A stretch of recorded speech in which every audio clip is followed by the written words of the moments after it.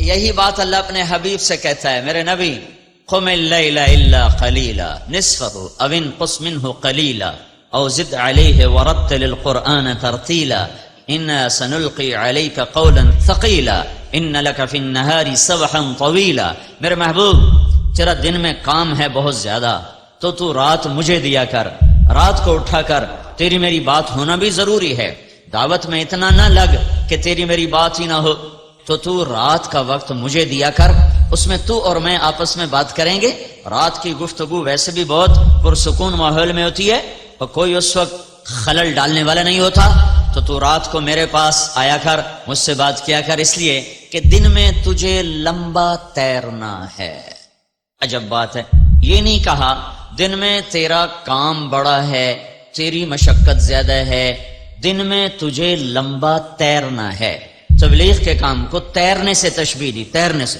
مکے میں تو پانی کا قطرہ نہیں، پانی کا قطرہ نہیں، زمزم کے سوا کوئی کنواں نہیں ہے، تو وہ کون سا پانی ہے جس میں اللہ کا نبی تیر رہا ہے؟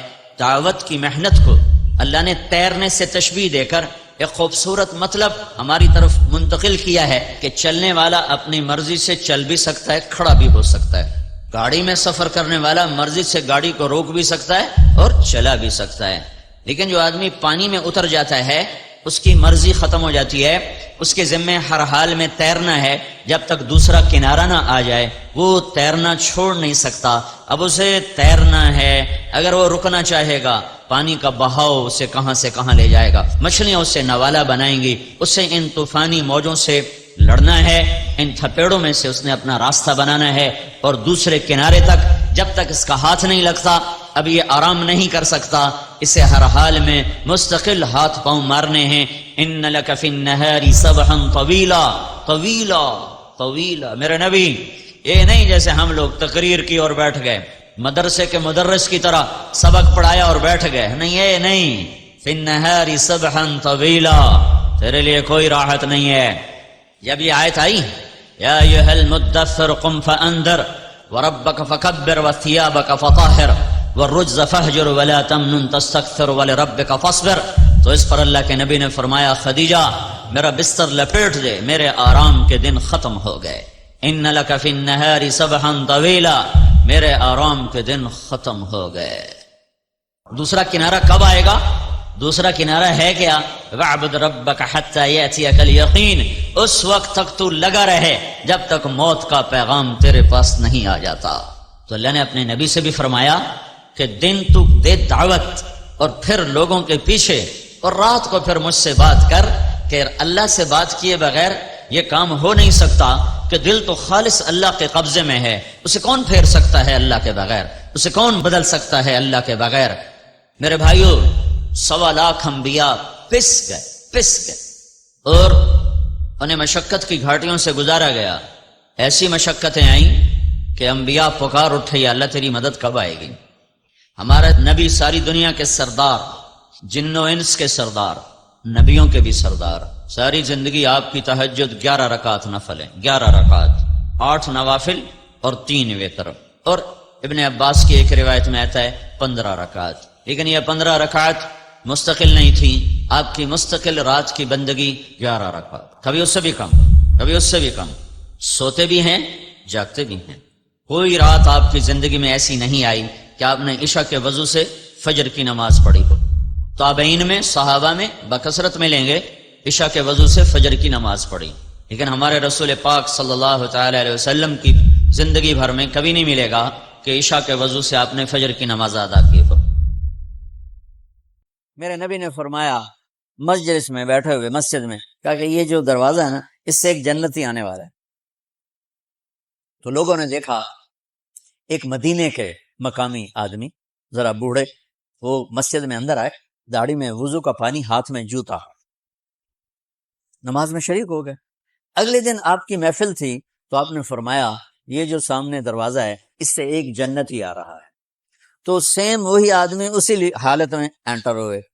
اگلے دن ہوا تو آپ نے کہا اس دروازے سے جنتی آنے والا ہے، ٹھیک وہی آدمی اسی حالت میں انٹر۔ اس مجمع میں ایک صحابی بیٹھے ہیں، ان کا نام ہے عبداللہ بن عمر۔ یہ 1,24,000 صحابہ میں ان کی ایک اسپیشلٹی ہے کہ یہ سب سے زیادہ عبادت کرتے تھے، سب سے اتنی عبادت کسی نے نہیں کی. ساری رات نفل پڑھتے تھے، سارے دن کا روزہ رکھتے تھے، اور دن رات میں ایک قرآن ختم کرتے تھے. اب ان کو خیال آیا کہ یہ بابا جی مجھ سے بھی زیادہ عبادت کرتے ہیں، جو ان کو یوں ڈائریکٹ جنت کی بشارت ملی اور مجھے نہیں ملی، تو میں دیکھتا ہوں یہ کون سی عبادت کرتے. کیا یہ ساری رات سجدے میں پڑے رہتے ہیں، رکوع میں کھڑے رہتے ہیں، قیام میں کھڑے رہتے ہیں، کیا کرتے ہیں؟ تو ان کے پاس پہنچ گئے. چاچا کوئی تھوڑا والد صاحب کی ناراضگی ہے، دور رہنا چاہتا ہوں، 2-3 دن ٹھہر جاؤں آپ کے پاس؟ ہاں ہاں ہاں بیٹا، آ جاؤ آ جاؤ آ جاؤ. اب عشاء کی نماز کے فوراً بعد انہوں نے چادر اوپر لی اور چادر میں یوں سوراخ کیا اور یوں لیٹ کے دیکھنے لگے کہ اب یہ بزرگ کیا کرتے ہیں. بزرگ تشریف لائے، سرانے پہ سر رکھا، اللہم بسمک اموت و احیا، سونے کی دعا پڑھی، اور تھوڑی دیر بعد خراٹے تھے. وہ بڑے حیران ہوئے. اب وہ دیکھ رہے ہیں ابھی اٹھے گا ابھی اٹھے گا ابھی اٹھے گا. پھر انہوں نے کپڑا اتار دیا، ابھی سویا ہوا ہے. وہ فجر کی اذان پہ اٹھے اور ان کا دماغ چکر کھا گیا. بھئی اے کی بڑھ تہجد دے 2 نفل بھی نہیں تو جنت دی بشارت 3 دن کٹھی. انہوں نے کہا کل دیکھوں گا، کل شاید کچھ اور کریں. اگلے دن آئے، پھر اسی طرح یوں کر کے لیٹ گئے، اور بزرگوں نے بھی یوں کیا، اور بسمک اموت و احیا، اور پورا کمرہ خراٹے انار. وہ پھر پریشان، یہ کب اٹھے گا کب اٹھے گا.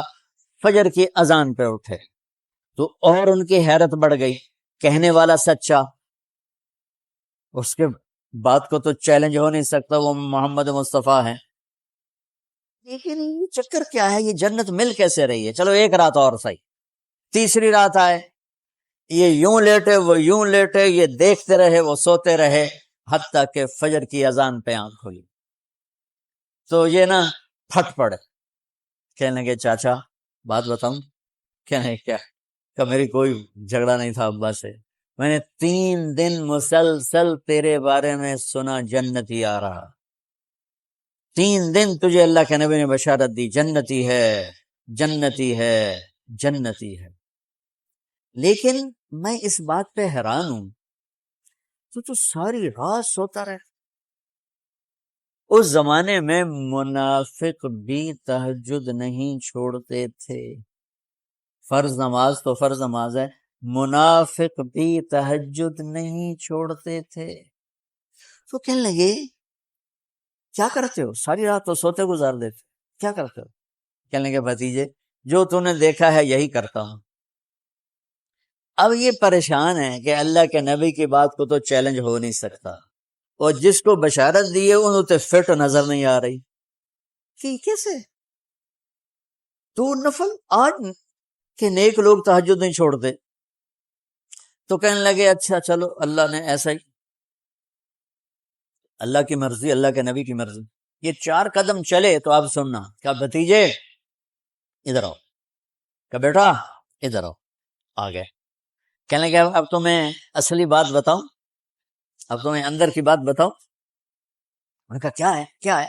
اب وہ تیار ہو گئے کہ یہ کہیں گے میں 3 دن بیمار تھا اس لیے میں اٹھ نہیں سکا، ورنہ میں تو ساری رات سجدے میں گزارتا ہوں، میں تو ساری رات روتے روتے گزارتا ہوں. تو 3 دن میں بیمار تھا، میرے پیٹ میں درد تھا، میرے سر میں درد تھا، تو میں اٹھ نہیں سکا، ورنہ تو دیکھتا تو حیران ہو جاتا میری رات کیسے ہوتی. کہتا ہاں جی جی جی. تو کہنے لگے مجھے دیکھو، یہاں ہاتھ رکھا، کہ یہ جو دل ہے نا، دل اس میں دنیا کے کسی انسان کی نفرت نہیں ہے. اور جب اللہ کسی کو کوئی رزق دیتا ہے تو مجھے کبھی حسد نہیں ہوا، مجھے خوشی ہوتی ہے. تو ان کی جو باڈی لینگویج تھی نا، حیرت میں ڈوب گئے. وہ کہتے ہیں ہاں بات ہے سمجھ آ گئی، یہی سے. انہوں نے ایسا نہیں کیا. وہ کہنے لگے ہاں تو ہوا، اچھلے اپنی جگہ سے، ہاں ہوا. چاچا اب سمجھ میں آ گیا، سمجھ میں آ گیا. یہی ہے جو آپ کا سینہ اللہ نے پاک کر دیا ہے، اس پر آپ کو جنت ملی ہے. 14ویں رات کے چاند کی طرح آپ کا چہرہ چمکتا تھا. ازہر اللون، کلیوں جیسا رنگ تھا، پھولوں جیسا نہیں، کلیوں جیسا. کلی کی رونق پھول سے زیادہ ہوتی ہے، کلی میں چمک پھول سے زیادہ ہوتی ہے. تو ازہر اللون، چمکتا چہرہ، کلیوں کی طرح کھلا ہوا. عظیم الحامہ، بڑا سر، شدید و سواد الشعر، سیاہ کالے بال. ان فرقت عقیقت فرق و الا فلا، مانگ کبھی نکالتے تھے کبھی نہیں نکالتے تھے. ازج الحواجب خوبصورت کمان کی طرح آپ کی بھویں تھی. من غیر قرن یہاں بال نہیں تھے. یہاں بال ہوں تو تھوڑے حسن میں کمی آ جاتی. یہاں بال نہیں تھے. اور ادعج اشکل احور ابرق انجل یہ سب آپ کی آنکھوں کی صفات بیان ہو رہی ہیں. سب کا مطلب ہے کہ ایسی خوبصورت آنکھ اللہ نے کسی کی پیدا ہی نہیں کی تھی. اپنے نبی کی آمد کی خوشی ہے. آپ کا جانا بھی بارک ہو ہے, آپ کا آنا بھی بارک ہو ہے. اور بھائیو میرے عزیزو, اپنے نبی کی زندگی کو اسوہ بناؤ. اپنے نبی کی ہر چیز میں دیکھو میرے نبی نے کیا کیا, میرے نبی نے کیا کیا, میرے نبی نے کیا کیا. تو آپ ان کے ہاتھوں میں ہاتھ دو گے تو انشاءاللہ اللہ تک بھی پہنچو گے, جنت میں بھی پہنچو گے. آپ کا علم بھی قبول ہوگا, آپ کی محنت بھی قبول ہوگی. ایک آپ کو خاندانی طور پر ایسا عالی شان بنایا, لقد جاءکم رسول من انفسکم, اور افریقہ میں پڑھتے ہیں من انفسکم, ان انفسکم, من انفسکم, یہ تم میں سے ہے, تمہارے سامنے اس کی نسل, اس کا خاندان ہے کوئی اس جیسا؟ کوئی ہے جس کا نسب آدم تک محفوظ ہو؟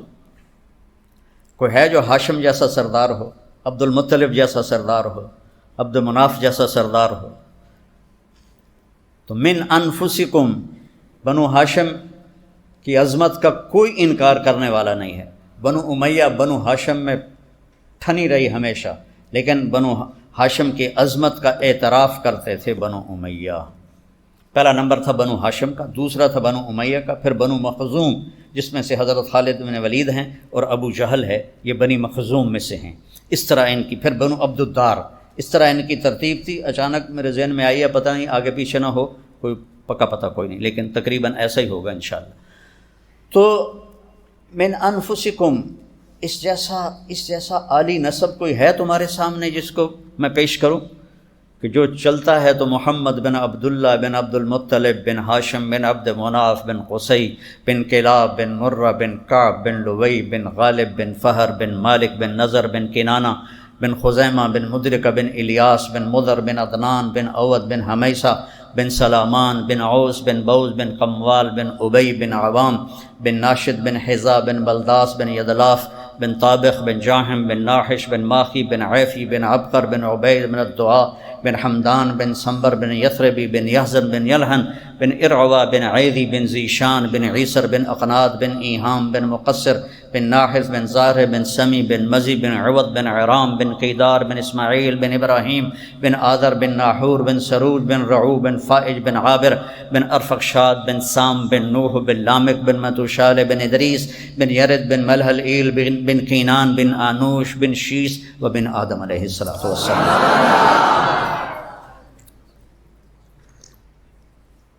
لقد جاءکم رسول من انفسکم. موریتانیہ گیا تو وہاں سنا من انفسکم. انفس ایسا نفیس کوئی ہے, ایسا حسین کوئی ہے, ایسا کوئی راج دلارا ہے, ایسا کوئی 14ویں کا چاند ہے. یتلألأ وجہہ تلألؤ القمر لیلۃ البدر, 14ویں رات کے چاند کی طرح آپ کا چہرہ چمکتا تھا. ازہر اللون, کلیوں جیسا رنگ تھا, پھولوں جیسا نہیں, کلیوں جیسا. کلی کی رونق پھول سے زیادہ ہوتی ہے, کلی میں چمک پھول سے زیادہ ہوتی ہے. تو ازہر اللون, چمکتا چہرہ, کلیوں کی طرح کھلا ہوا. عظیم الحامہ, بڑا سر, شدید و سواد الشعر, سیاہ کالے بال. ان فرقت عقیقت و فرق و الا فلا, مانگ کبھی نکالتے تھے کبھی نہیں نکالتے تھے. یجابر شعر, وہ باندھا تھا کہ ہوا میں اڑے نہیں, ننگے سر جانا ہوتا تھا. تو لیکن عام طور پر آپ کے بال یہاں تک ہوتے تھے. ازج الحواجب, خوبصورت کمان کی طرح آپ کی بھویں تھی. من غیر قرن, یہاں بال نہیں تھے. یہاں بال ہوں تو تھوڑے حسن میں کمی آ جاتی, یہاں بال نہیں تھے. اور ادعج اشکل احور ابرق انجل, یہ سب آپ کی آنکھوں کی صفات بیان ہو رہی ہیں. سب کا مطلب ہے کہ ایسی خوبصورت آنکھ اللہ نے کسی کی پیدا ہی نہیں کی تھی. آپ کی آنکھوں میں آنکھیں ڈال کے کوئی بات نہیں کر سکتا تھا. جب آپ ایسے دیکھتے تھے لوگ یوں ہو جاتے تھے, نہیں دیکھ سکتے تھے, آپ کے چہرے پر نظر نہیں پڑتی تھی سوائے ابو بکر اور عمر کے, باقی سب ایسے ہو جاتے تھے. انفسکم, ہے کوئی ایسا سوا البطن و صدر، اے سینہ پیٹ دیکھو ایسا برابر تھا، ایسا نہیں کہ پیٹ سجے پاسے آپ کھبے پاسے، خاص طور پر مولوی کا پیٹ نکلا ہو تو بہت بری بات ہے، اس کھا کھا کے ڈھول بن جاندے ہیں۔ بھائی تھوڑا کھاؤ، کھانے کے لیے نہیں زندہ ہم، یہ کھانے تو اللہ جنت میں کھلائے گا۔ عیسیٰ علیہ السلام بارش، جیسے ابھی بارش ہو رہی تھی تو عیسیٰ علیہ السلام کے پاس تو ٹھکانہ ہی کوئی نہیں تھا، تو کہنے لگے یا اللہ، وہ ایک غار دیکھا، اس میں جانے لگے تو آگے شیر بیٹھا ہوا تھا، کہنے کہ یا اللہ تو نے شیروں کو ٹھکانہ دیا ہے، ابن مریم کا ٹھکانہ ہی کوئی نہیں، کہا عیسیٰ ڈرو گھبراؤ نہیں، جنت میں 400 حوروں سے تیرا کٹھا نکاح کروں گا اور 1000 سال تیرا جنتیوں کو ولیمہ کھلاؤں گا۔ یہ 1000 سال اس لیے نہیں کہ جگہ تھوڑی ہے، لوگ زیادہ ہیں تو واری واری ٹپ دے گئے تو لگ دے گئے تو 1000 سال لگ گئے، نہیں، سارے جنتی اکٹھے بٹھائے گا اور سب کو 1000 سال تک مسلسل کھلائے گا،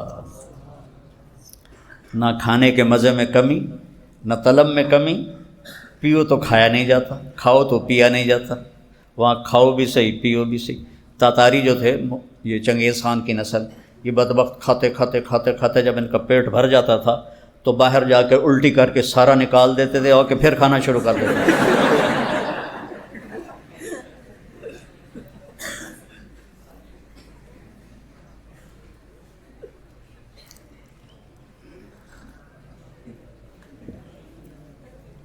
تو اللہ تعالیٰ نے ابراہیم علیہ السلام نے کہا میری اور میری اولاد کو بت پرستی سے بچا، اور اللہ کہہ رہا ہے آپ کے گھر کو تو میں نے پاک کر دیا۔ فاطمہ کفا بکی شرفا ان تکونی سیدۃ نساء اہل الجنہ، حضرت فاطمہ بیمار تھی، ان کا حال پوچھنے گئے تو کہا بیٹی میں آ جاؤں؟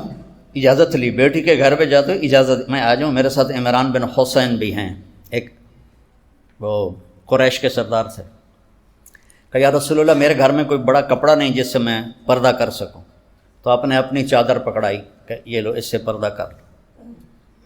حسنین کی ماں ہو، علی کی بیگم ہو، نبی کی بیٹی ہو، اور گھر میں چادر کوئی نہ ہو پردہ کرنے کے لیے، تو آپ باپ کی چادر سے پردہ کیا۔ جب آپ اندر گئے تو آپ نے پوچھا فاطمہ کیا حال ہے؟ تو باپ کی قربت سے ذرا طبیعت بھر آئی تو رونے لگیں کہ یا رسول اللہ بھوک ہے، روٹی کوئی نہیں، بیماری یا دوا کوئی نہیں۔ تو آپ بھی رونے لگے کہ لا تبکی یا فاطمہ والذی نفسی بیدہ ما ذقت من ثلاثۃ ایام سواقا، میری بیٹی رو مت، اس ذات کی قسم جو میری جان کا مالک ہے، آج 3 دن گزر چکے ہیں میں نے ایک لقمہ نہیں کھایا۔ پھر یہاں کہا کفا بکی شرفا، یہ ایسے نہیں مل گئی سرداری پیزے کھا کے تو پیپسیاں پی کے، آپ نے کہا کفا بکی شرفا ان تکونی سیدۃ نساء اہل الجنہ، بیٹی تیرے لیے یہ عزت کافی ہے، تو جنت کی عورتوں کی سردار ہے۔ آپ نے علی کا ہاتھ پکڑا ایسے اور یوں کرتے کرتے کرتے کرتے یہاں لے آئے، پھر فرمایا اترضی ان یکون منزلک مقابل منزلی فی الجنہ، تو راضی ہے جنت میں تیرا گھر میرے گھر کے سامنے ہوگا؟ تو حضرت علی رونے لگے، یا اللہ میں راضی ہوں۔ بیٹوں کی باری آ گئی، سیدہ شباب اہل الجنت الحسن والحسین، جنت کے نوجوانوں کے سردار ہیں حسن اور حسین۔ یہ کسی نبی کے خاندان کو یہ عزتیں نہیں ملیں،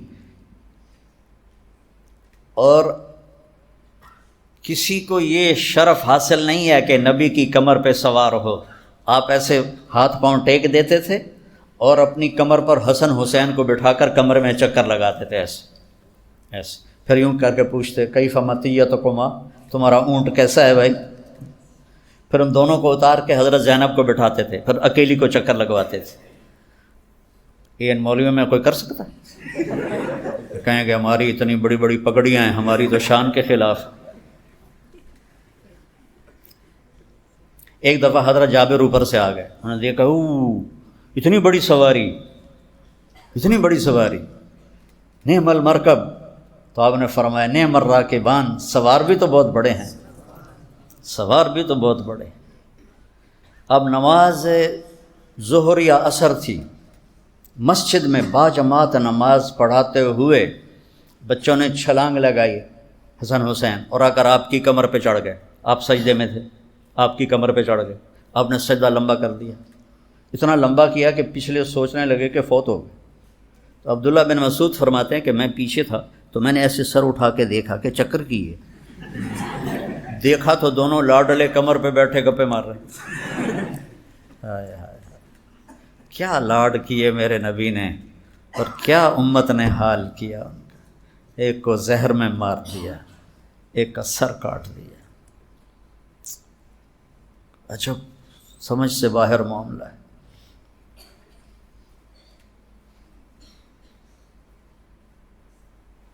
اللہ اکبر. تو حضرت عبداللہ بن مسعود نے ہاتھ آگے کیا ان کو پکڑنے کے لیے، تو ہمارے نبی نے یہاں سے دیکھا بغلوں سے کہ کوئی ہاتھ آ رہا ہے، تو آپ نے سجدے میں سے ہاتھ اپنا یوں کیا، نہیں چھیڑنا. جب تک بچے نہیں اترے آپ نے سجدے سے سر نہیں اٹھایا. پھر جب آپ نے نماز ختم کی تو دونوں کو اٹھا کے اپنی گود میں لے لیا. کبھی ابی ہما و امی لا تؤذوہما، میرے ماں باپ ان پہ قربان، انہیں کچھ نہ کہا کرو، انہیں تکلیف نہ دیا کرو، کیونکہ آپ کو نظر آ رہا تھا کہ کیا تکلیف آنے والی ہے.